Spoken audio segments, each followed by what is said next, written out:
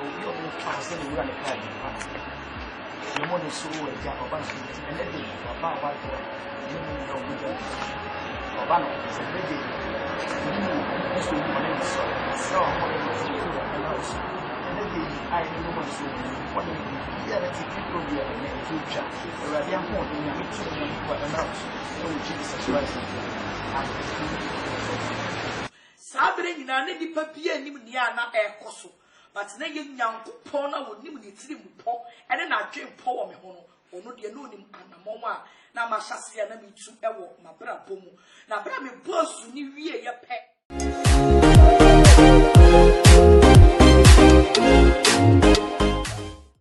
now wabedi announce ewo Yesu I said you have to come and testify. God bless you. God bless you. God bless you. God bless you. Hallelujah. Amen. Now please stop clapping and listen to my daughter.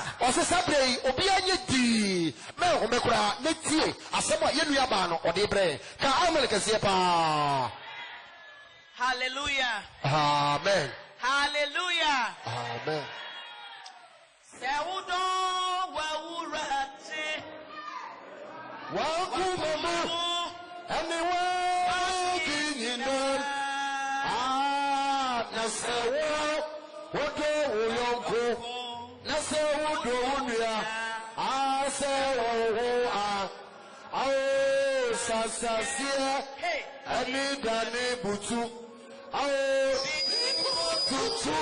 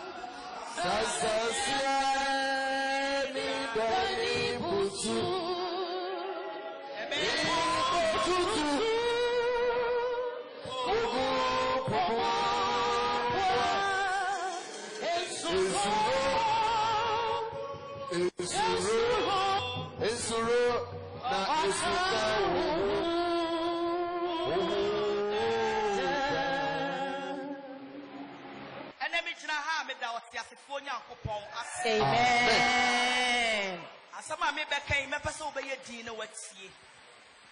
Onyankopon woni me adi me yie ankasa. Enne eye kwasie da a me gina Trusted World Ministry. Asori demo. Osofo pani a oda asori dan no ano ene asofo mani nyina no ene Pastor Joseph Tre. Eho ene ye me husband Pastor Eric Odro Cranton. Eho ena okwa sorry. Nene mi jina ha mi din any the great Nana Agrada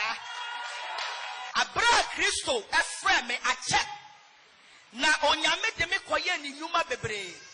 ni ane nipa nyina ni mu ni se me yo konfo ba na Bible me ati ase se onipa de wo mu no eno na wo kasa ye hu nipa a wo ye eti onipa bi obehia mi bia no se otie manum kasa otimi ka kire me se me hu se wo ye konfo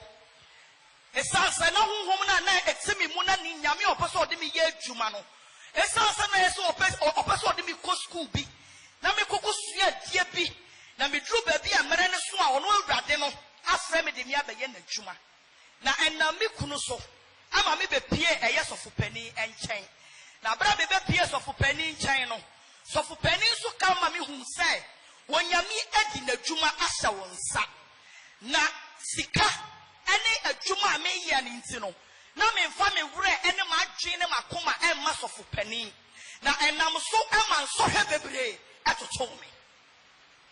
enso he bebre etoto me wo mabra bom sa me kan so he aba wa wo ti ade bebre wo wa te wo wutirim wa hu bi wo social media ensem akrofo ka but me na me de me ho a me nim me mu no na me nim sai ne a ye ka no sa ye ka ne se bia na na agrada e bia wo ko no wa konfo bi de be ye obi de enye ye dia eno dia me te ho a me nye chinye because minimum said the year cano, sanity, but yet we can't send be any nipocum and all the bonnet or bronco for, but now me am a one of the minimum said any pair cano, and yes, I'm a say. Now a drew maybe ama Johnny Cotuas of penny,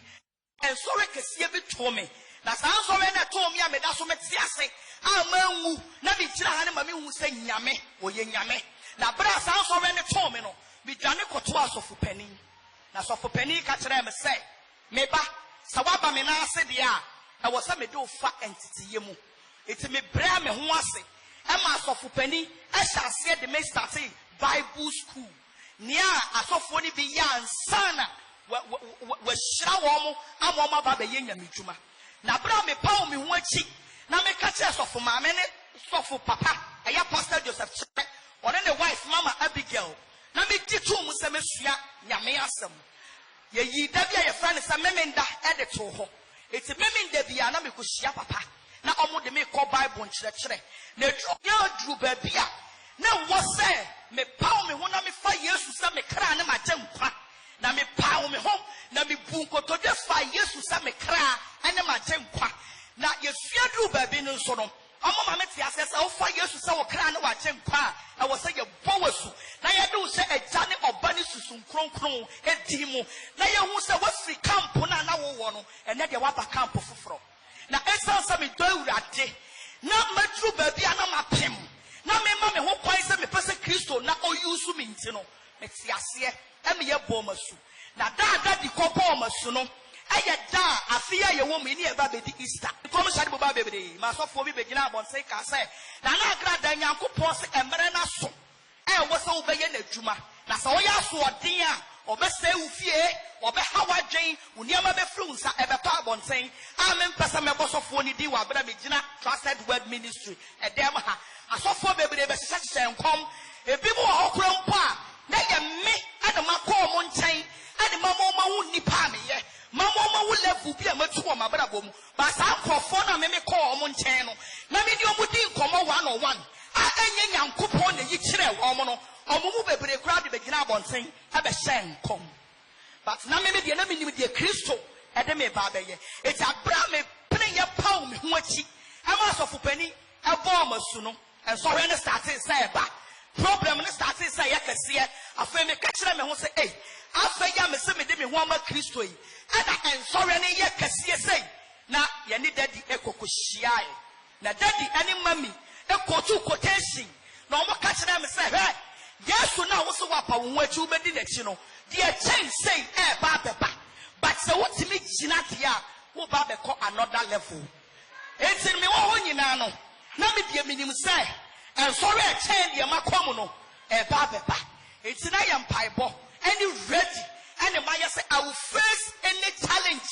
beba ma brabom because ma paw me ho achi na ma se ma GP na ma ye makoma pi se me di Yesu achi no and fa woni so hwe bi e besa ba ma brabom enti ye koshia Saturday ni Sunday ni koye program ni Tuesday and me call TV so me pour adwuma and me call TV so see me what TV no so na yakoye Bible discussion ye wie na me interview one of guys be better airtime see na me interview no na me ba ne ba ko bowre studio ho se wo musa police fo bebre ne ye twafie ne hu nyina ahia na security fo kita tuo omo bae obi a me wo air life omo se ye hwehwe and I'm so okay your point and I'm go home and I'm say yes who need TV licenses I'm say TV licenses and I'm say when I'm so we fie bo pa mo me ko fie na me ko fa me kire mu I'm say muni bi na makwara ba ko say wo TV licenses no ko yi receipts at the buy but now almost say TV station 49 TV station and people need licenses kura but here the TV station me onu ni nyina no your license but just 2020 and I renew ya tua yani omo kaya mi kru frame na makate no eti de me hu ya ne so omo say se ya de okọ na omo de mi share car mu na mi kru mo ba ya na se mom yanko ti de me hu ya ne se ya de me akọ BNI ho na omo de me koye omo ko bie da bi na omo de mi share mu na mpa ya na me bo kire urade ne se omo nya me kra emfiri me nsam because na me nim se kra na emfiri me nsam de a mi wani da so so omo de me ko share BNI office omututu prum na me nko am hye ho empaye de me bobi pa na me bon paye akwansi ana omo be frem say yansan kọ na me pie ye no me kọ no na me kunu ne me wakasi bebre edi machi eti na me fo sa wakasi ne be hu ba bia ye de me kọ but omo be yi me na omo de me kọ hye ka mu ene a police fo ana omo obia ni ho eti bi kunu mabusuafo nyina ni ba bia na me ho omo de me kọ anajo na run anajo 11:30 to 12 ana omo sa de me kọ hye national security omo de me kọ dru ho eno so omo kọ bia dan bi ana omo de me kọ hye dan ni mo na me se ba bia de ma ba de ne kum nia ye ba be kumi because minim ade a wo sa ha ne de me ba be hye eti me hye dem ona ato minim nyankopon asabada di e preach o kan wase ewiase ye mfa ye ni ntu nipa so onipa bia ni mo bia de boa ye wasase so but sa wo de wo kra ne wo bibia hye Kristo mu a awurade wo so frɛ no a obeje wo so na me hye wona me bom paye na me bom paye na me sugu awurade so na me ka kire awurade sɛ awurade wa ye bi pen because minima brana me ba be start madwuma ya kɔ madwuma no minumi enu ya kwa pam bi ma me ka kire so sa wo boa me na me wo pagya me ama me beti din awurade me nyina baabi ampa wo da eti se di pa nyina be dia dance a oposi enim me sa me ya na agrada no me tena TV so na me praise Nyankopɔn esan sa na ye apam bi a ɛda bi ni Kristo ntem eti abra mo de me kɔ hye ho no me san ne nya me kɔ apam biem na me ka hye awurade sɛ awurade apam a me nu bekoyi ma wo nsan kyerɛ ni no utumi no anya dwuma na so wo nsan kyerɛ ni utumi ye dwuma awurade me so me nim de meyɛ ama wo hu sɛ de wo yam a me no me nso me ni aso eti Tuesday Wednesday and the police force abet say me go car mu ye de me call ma dwuma mu ko search wo because enkrofon sama wo mo ka and o twa sika and o kunipa and o ye say enti the police must do the investigation na ye hu say de ye ka no sa na te ana omo call ma dwuma mu omo akohu hwe omo ba TV station ho omo ahu hwe me fia me tim mienu omo chichi bebia even me save nyina no me bia for them say omo be hu say ne ni pe ka fa me ho no enye sa e na mete na omo ya sa checks we nyina wie ye no e na omo kire say ne Thursday ye be court na me ka kire Yesu say ewurade wo na wo ye judge panin wo na sabio say ordinary free the above of top mpa wo na wo ye the top of everybody erade wo na tumi ni nyina ya dan eya wo dia because wo na wo se hene na wo se to hene erade dia adri wo pe eni mani da so ye ko duru court ye de me ko gina adaka mu me ka me se gu machi prosecutors ekasai omo wie na me lawyer ekasai ana judge e fa ne pen o fa ne pen ade o chro ye ne say aha ana wo ma nya me favor eye adwuma aha ana nya me favor eye adwuma judge ne fa ne pen no chro ye o kwesi odi ka bisa ye ne say nipa na mo de na ba no TV license oni bia na omso wo bi na embo no yi apeda ontua e sabra mi dem so na mi kunu nwa kwa kotua ana me lawyer kire so wo makwa kotua receipt ni nie ene de receipt ni kire judge no afaya de kire judge ni wie ya o ma ne judgment a o say me ma obia ansan ma wo me ma obia so emfa dan bi mesi ho me nkoji sika bi se me o say sometimes no ye do obi court na ye bail no a ye friend ye bi say sureties ye gifie obi owo sika obi owo abamu like ni patitiri wansan ye be bail but adia nyankopon twediampom or the mercies of God the favor of God eye wo court ho no judge ne ka kire me say me nye wo sa ne ema emu bia esa say ewiase nyina ye dan enimu na bonsam ya na adwen say wo publish me wo pipam e de ku mi manimu ase not knowing say na people no publish me no na bia kwa akoto judge nanim enti say onipa bi eye nipa kese ama yetimi publish no ama bia beto judge anim dia ene wo mo na hu say onye nipa ketwa enti search sa nipa we no the favor of God no one kasa sign wo singrecha neko bonsama Yesu bonsama Yesu bonsama Yesu bonsama Yesu Yasumunyame otiase. Me wo boss ro boss ase. Yasumunyame yede ye ho ye kra ne ani padua to ne so a woni ye hwemoda. Afa de me san wie ye na me ni me kunu kofia another cars machi. Na me say da nyame mu problem si di. Enye easy. Me kuru bi sa me sa dan me say so far your friend obofo se madidi na tem. Enti no wakoye case e wo headquarters. Say yansan emeche me. Ana me kuru se asam na wo court me say no problem yanko. Ye kodru ho de me court na dan mu ne ye yi film ayi TV bo ho. Na omo talking point programs na maye no. Ana me say videos amopo nyina ye videos a 2019. Come on man ti bi no mo ne wono so nkrofo bedi matem. Ana ye exchange of words. It is an eno sasam ne called ya court. Ama court kura bot wabu. It be nim the reason tia. Wasan ya kofa say yes I met me. Asagro yes yes I found me go to mubium. Another trial. It's no problem. I will go. And also me come and say go machine a sign and then me ko share police station bium. Ya ko bie e dan ne ye kan me wuram. Na no so me san nyankopon kotentam ye. Mr. Rade, what now we mammy did the kind of it is I will so and mammy. Now,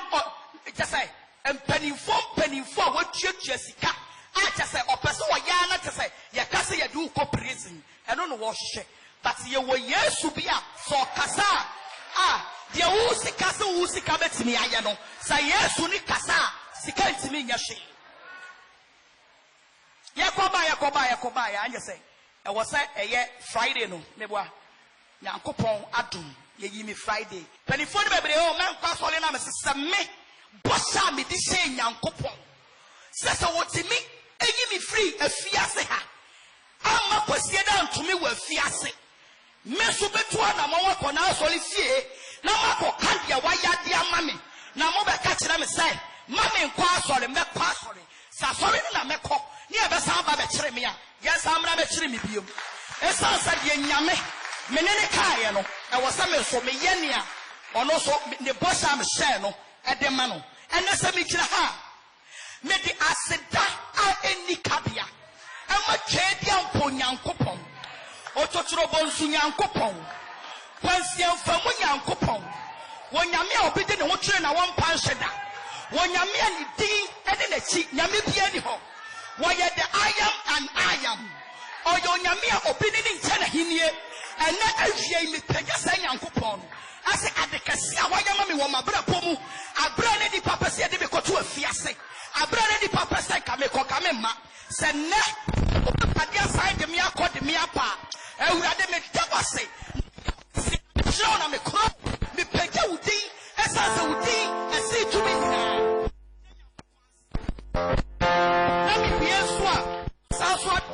Of penny, Pastor Joseph, that the only coupon or increasing the anointing upon you. Now, on my woe and patenting, never cry you ever years to you. Miss also at that a young mammy, Mama Abigail, a young papa who can Mama Abigail. Yamin Shano, and no one for them pipe walk. Now, that young yammy, Pastor Eric or Joe Francis. And it's and the odor. And empire what the time when Yami increase the anointing upon him. When Yami Emma if you are singing and something come. Let us have a meet them with us. Mutumu Siwa, Mupompire, a piment to me, but for Mupo fear, me work singing, Matofunina, Pierre Dipuame.